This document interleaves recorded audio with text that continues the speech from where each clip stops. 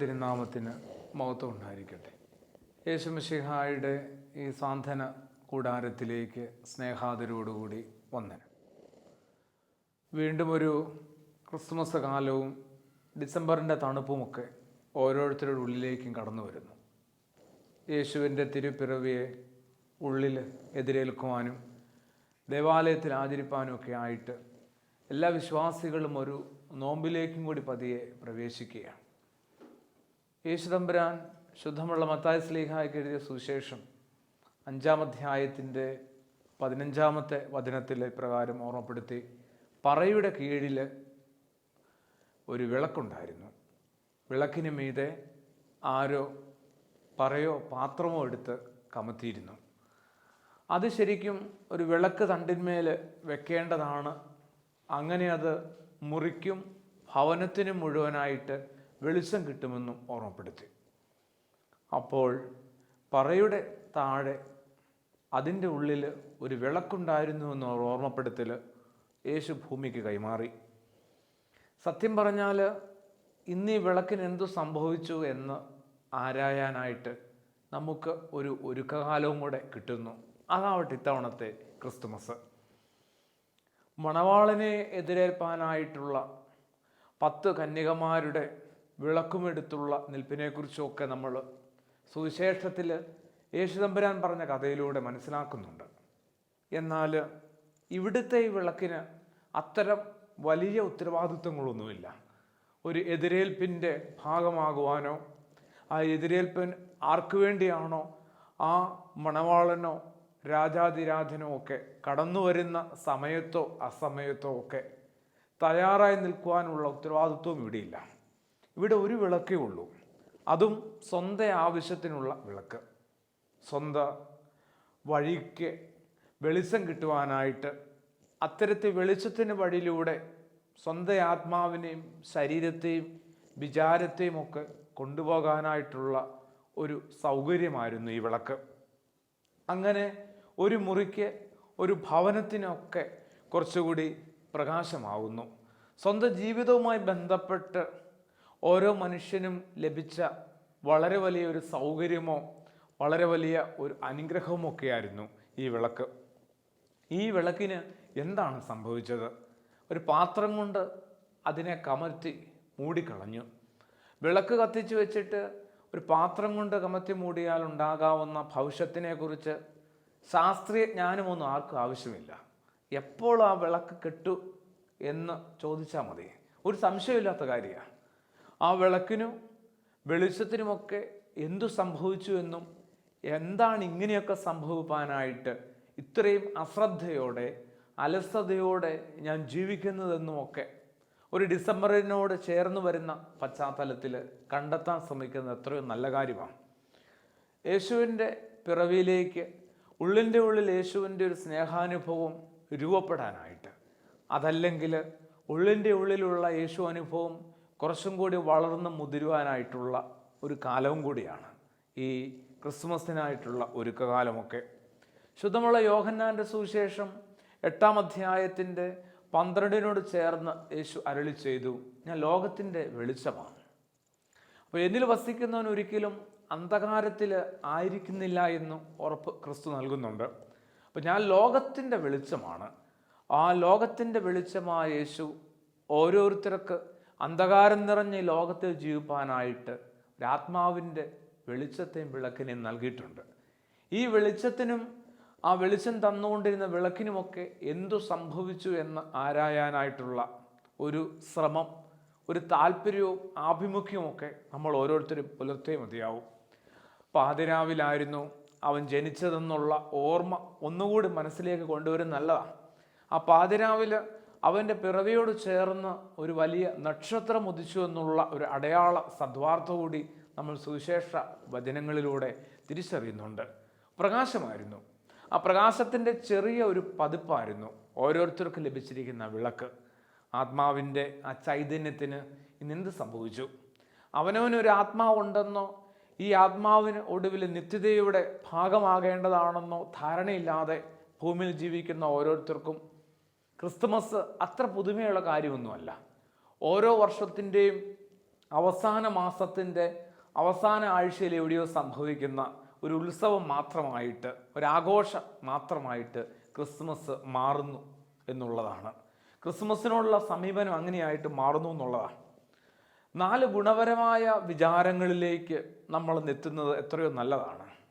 ഈ പാത്രം ഒന്ന് എടുത്തു മാറ്റുവാനും കെട്ടുപോയ വിളക്കിനെ ഒന്ന് കണ്ടെത്തുവാനും എണ്ണ പകർന്ന് വിളക്ക് വൃത്തിയാക്കി കൃത്യമായിട്ടൊന്ന് കത്തിച്ച് യേശു പറഞ്ഞ മാതിരി വിളക്ക് തണ്ടിന്മേൽ ഉയർത്തി വെക്കുവാനും, അങ്ങനെ ആ മുറിക്കകത്ത് മാത്രമല്ല മൊത്തത്തിൽ ആ വീടിനും ആ വീടിൻ്റെ പരിസരത്തിനും സമൂഹത്തിനുമൊക്കെ ഒരു പ്രകാശത്തിൻ്റെ അനുഭവം പകരുവാനുമായിട്ടുള്ള ഒരു വലിയ ഉത്തരവാദിത്വമോ ക്ഷണമോ ഒക്കെ നമ്മൾ ഓരോരുത്തരുടെ ജീവിതത്തിലുണ്ട്.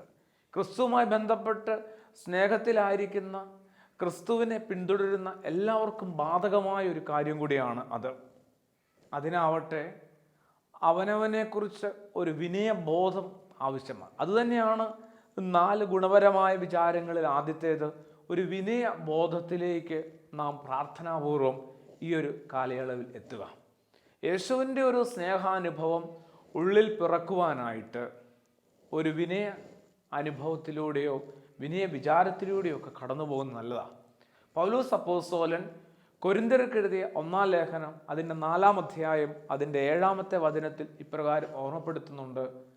എന്ത് പ്രത്യേക മാഹാത്മ്യമാണ് മനുഷ്യ നിനക്കുള്ളത്.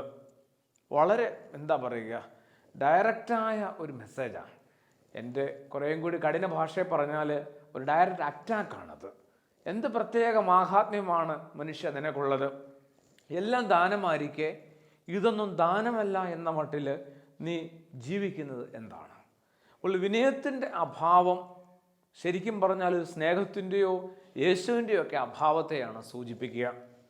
ഇതെല്ലാം ദൈവത്തിൻ്റെ ദാനമാണെന്നുള്ള ഒരു വിചാരത്തിലോ അർപ്പണ മനോഭാവത്തിലോ നമുക്ക് ജീവിക്കാൻ പറ്റാതെ പോകുന്നു.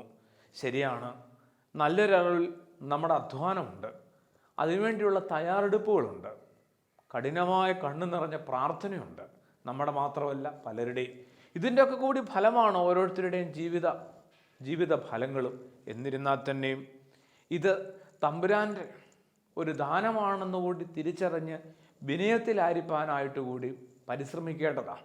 എല്ലാം ദാനമാണെന്നുള്ള ഒരു നിശ്ചയബോധത്തിലേക്ക് ഒരു ക്രിസ്മസിനോട് ചേർന്നുള്ള ഒരുക്കകാലത്ത് ഓരോ വിശ്വാസിയും എത്തിച്ചേരേണ്ടത് ആവശ്യമാണ്. എല്ലാം ദാനമായിരുന്നു, എന്നാൽ ഇത് ദാനമല്ല എന്ന മട്ടിൽ ഇക്കാലം വരെ ഞാൻ ജീവിച്ചുവെങ്കിൽ എൻ്റെ ഉള്ളിൽ ഞാൻ കൊണ്ടു നടക്കാതെ പോയ, അല്ലെങ്കിൽ എൻ്റെ ഉള്ളിലുണ്ടായിട്ട് ഞാൻ അവഗണിച്ചു കളഞ്ഞ, വളരാനോ മുതിരുവാനോ ഞാൻ അനുകൂലമായ അന്തരീക്ഷം സൃഷ്ടിച്ചു കൊടുക്കാതെ നശിപ്പിച്ചും നഷ്ടപ്പെടുത്തിയും കളഞ്ഞ ക്രിസ്തു അവബോധത്തെയാണ് ഓർമ്മപ്പെടുത്തുന്നത്. അപ്പോൾ എൻ്റെ ഉള്ളിൽ ഇല്ലാതെ പോകുന്ന ക്രിസ്തു അവബോധത്തെ ഓർമ്മപ്പെടുത്തുന്നു.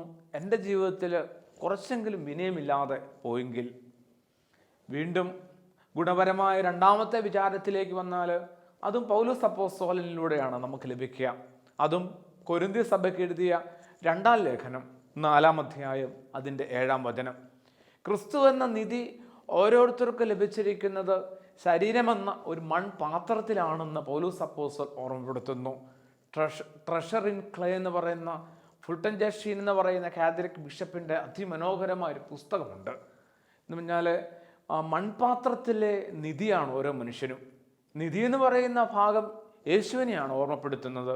മൺപാത്രമാവട്ടെ എപ്പോൾ വേണമെങ്കിലും വീഴുകയും ഉടയുകയും ചെയ്യാവുന്ന അത്രമാത്രം എന്താ പറയുക പരിമിതികളുള്ള മനുഷ്യൻ്റെ ശരീരത്തെയോ മനുഷ്യൻ്റെ ആയുസ്സിനെയോ മനുഷ്യൻ്റെ ജീവിതത്തെയൊക്കെയാണ് സൂചിപ്പിക്കുക.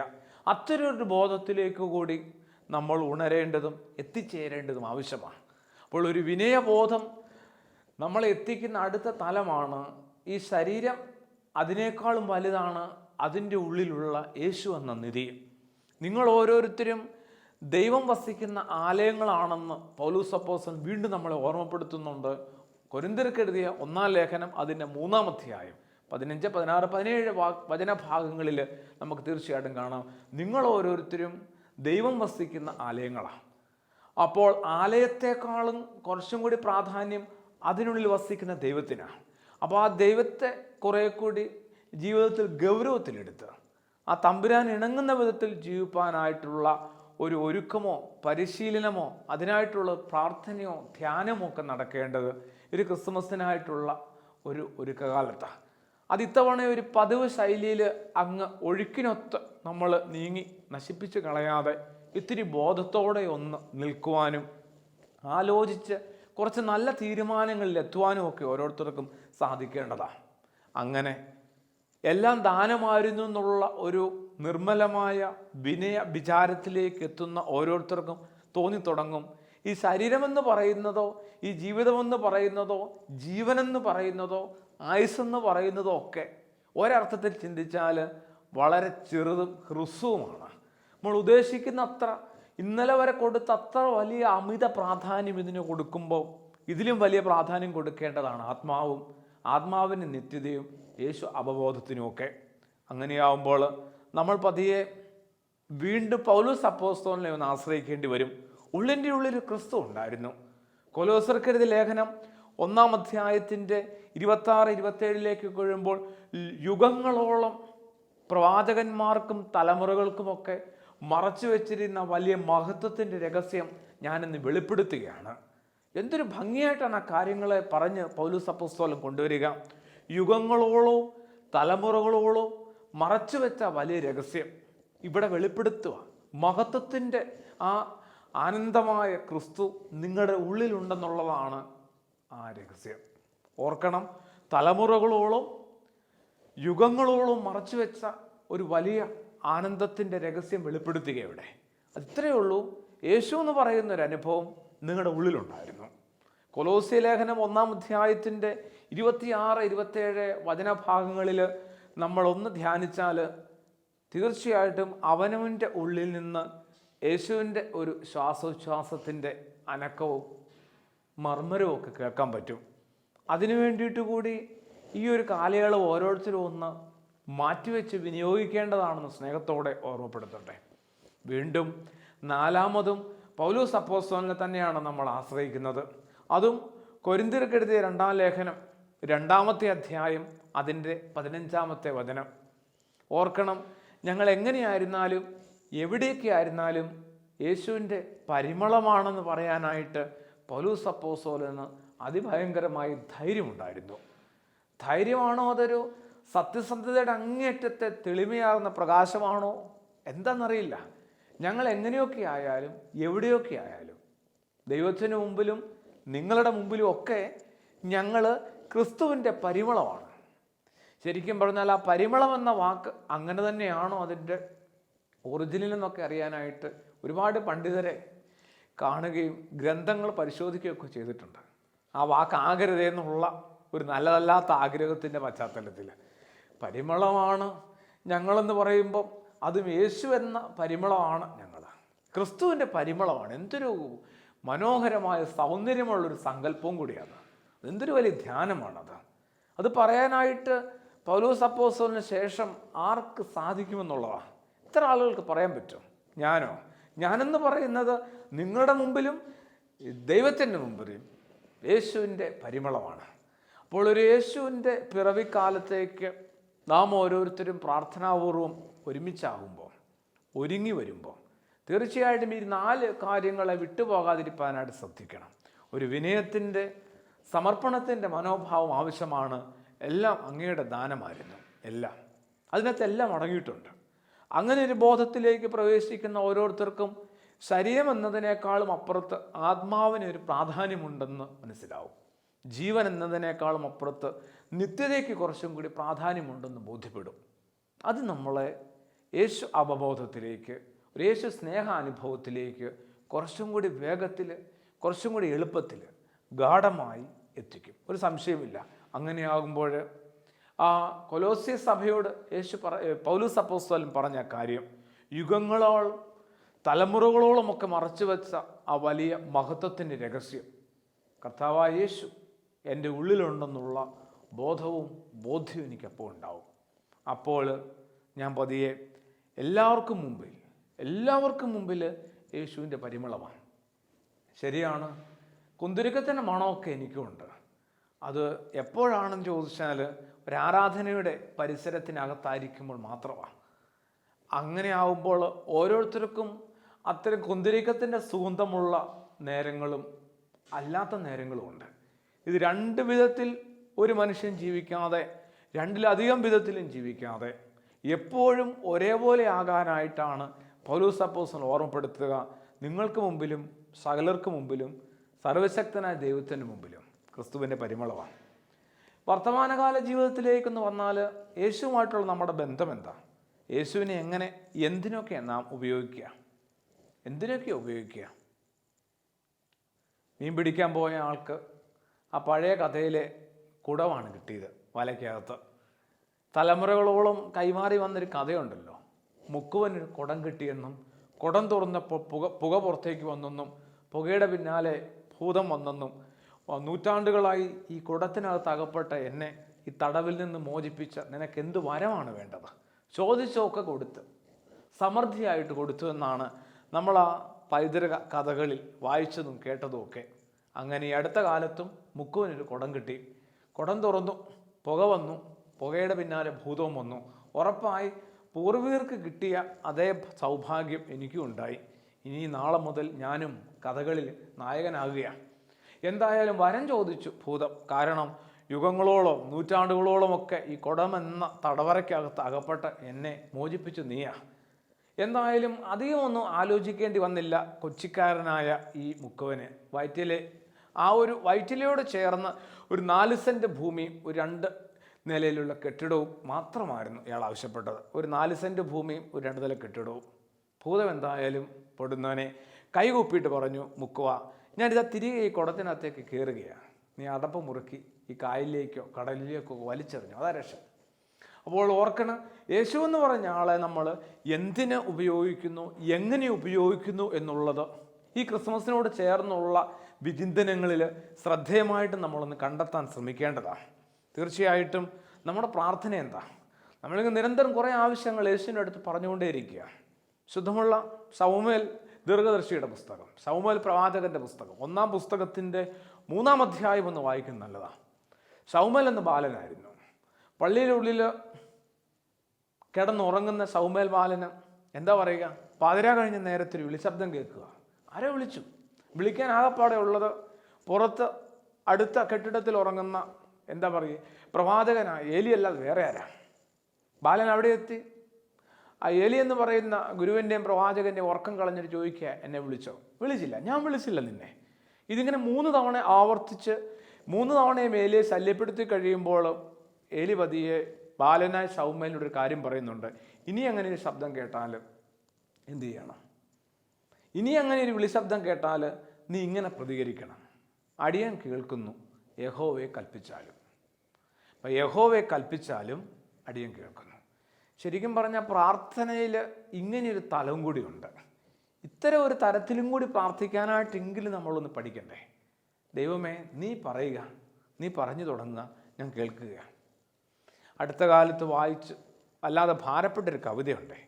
ദൈവം എന്നോട് സംസാരിക്കാൻ ശ്രമിച്ചു, ദൈവം എന്നോട് വീണ്ടും വീണ്ടും സംസാരിക്കാൻ ശ്രമിച്ചു, പക്ഷേ എനിക്കൊന്നും കേൾക്കാനായില്ല.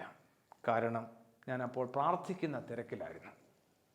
ദൈവം എന്നോട് വീണ്ടും വീണ്ടും സംസാരിക്കാനായിട്ട് ശ്രമിച്ചു, എനിക്കൊന്നും കേൾക്കാനായില്ല. ഒരു കമ്മ്യൂണിക്കേഷൻ നടക്കാതെ പോകുന്നു. കാരണം ഞാൻ പ്രാർത്ഥിക്കുകയായിരുന്നു. പ്രാർത്ഥിക്കുന്നവരെയോ പ്രാർത്ഥനയോ ഒന്നും ഇത് പരിഹസിക്കുന്ന കവിതയല്ല. മറിച്ച് നമ്മൾ ദൈവത്തോട് പറയുന്നതിനോടൊപ്പമോ ദൈവം പറയുന്നതോട് കേൾക്കാനായിട്ടുള്ള സമയവും സൗകര്യവും താല്പര്യവും അതിനിണങ്ങുന്ന വിധത്തിലുള്ള അന്തരീക്ഷവും ഒക്കെ രൂപപ്പെടുത്തട്ടെ. ദൈവം എന്നോട് എന്തൊക്കെയോ നിരന്തരം പറയാനായിട്ട് ആഗ്രഹിക്കുമ്പോൾ അത് കേൾക്കുവാനായിട്ട് ഞാൻ മനസ്സ് വെക്കണ്ടേ? അതിനുവേണ്ടി നമ്മളൊന്ന് ഒരുങ്ങാനായിട്ട് ഈ ഒരു യേശു അവബോധത്തിൻ്റെ ഉള്ളിലൊരു യേശു ഉണരുകയും വളരുകയും ചെയ്യേണ്ട ഈ കാലത്ത് നമുക്ക് സാധിക്കേണ്ടതാണ്. വീണ്ടും നമ്മൾ ഒന്നുകൂടെ ശ്രദ്ധിച്ചാൽ ഉൽപ്പത്തിയുടെ പുസ്തകം 16-ാം അധ്യായം, ഒരു സ്ത്രീപതിയെ കുറേ കാലത്തെ പ്രാർത്ഥന കൊണ്ട് അവൾ ഗർഭിണിയാവുക. പതിയെ സ്ത്രീ മനസ്സിലാക്കുന്നുണ്ട്, ഒരു കുഞ്ഞല്ല, അത് 2 കുഞ്ഞുങ്ങളാണ്. എനിക്കൊന്ന് കുറച്ച് നാളോ ദിവസങ്ങളോ ഒക്കെ കഴിയുമ്പോൾ ആ സ്ത്രീക്ക് പിന്നെയും വെളിപ്പെട്ട് കിട്ടുന്നുണ്ടാവും, ഇത് 2 ആൺകുഞ്ഞുങ്ങളാണ്. ഭയങ്കരമായ മല്ലയുദ്ധം നടക്കുന്നുണ്ട് ഈ സ്ത്രീയുടെ ഈ ഉദരത്തിനുള്ളിൽ. അവർ പ്രാർത്ഥിക്കാൻ തീരുമാനിക്കുക. അവരെന്താ പ്രാർത്ഥിച്ചത്? അതാണ് ഏറ്റവും ശ്രദ്ധേയമായ ഭാഗം. ഇസഹാക്കും റെബേക്കയും ഒക്കെയാണ് ഈ ഭാര്യയും അവളുടെ ഭർത്താവും. നമുക്ക് പരിചിതമായ ആളുകൾ, നമ്മുടെ പൂർവ്വപിതാക്കന്മാർ. ഈ സ്ത്രീ പ്രാർത്ഥിച്ചത്, യഹോവേ നിൻ്റെ ഹിതം എന്നെ ഒന്ന് അറിയിക്കണം, നിൻ്റെ മനസ്സെന്നെ ഒന്ന് അറിയിക്കുക. അപ്പോൾ പ്രാർത്ഥനയുടെ മറ്റൊരു തലവും കൂടി, ഒരു ക്രിസ്മസ് കാലം യേശുവിനെ ഉള്ളിൽ പേറാനായിട്ടൊക്കെ ആഗ്രഹിക്കുന്ന ഓരോരുത്തരുടെയും പ്രാർത്ഥന, അവരുടെ ചെറിയ പ്രാർത്ഥനാ ജീവിതത്തിനകത്ത് ഇത്തരം ചില തലങ്ങൾ ആവശ്യമാണ്. അങ്ങയുടെ മനസ്സറിയാനായിട്ട് ഞാനിവിടെ മുട്ടുകുത്തുകയാണ്.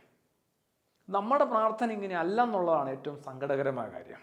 എൻ്റെ മനസ്സ് കൃത്യമായിട്ട് ദൈവത്തെ അറിയിക്കാനായിട്ട് ഞാൻ വളരെ വ്യഗ്രതയിലാണ്, തീഷ്ണതയിലാണ്, ധൃതിയിലാണ്. അത് വേഗം ഞാൻ അവതരിപ്പിക്കുകയാണ്.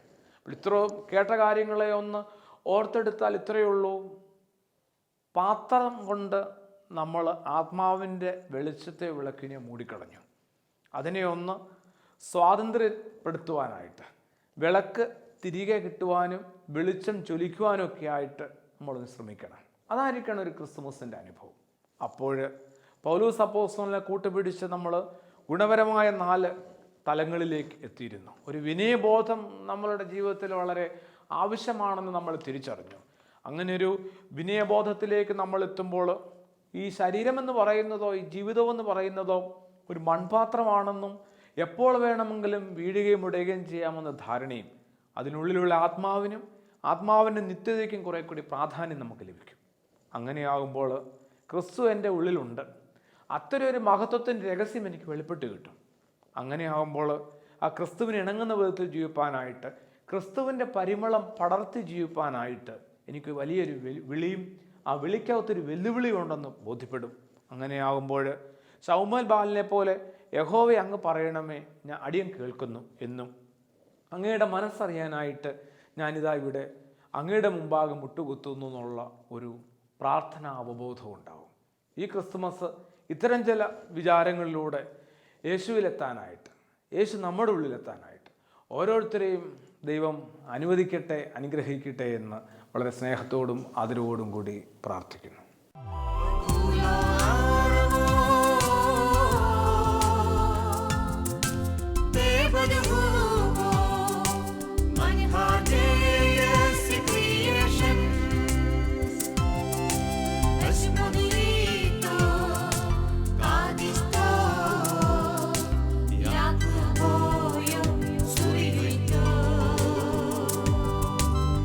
Somebody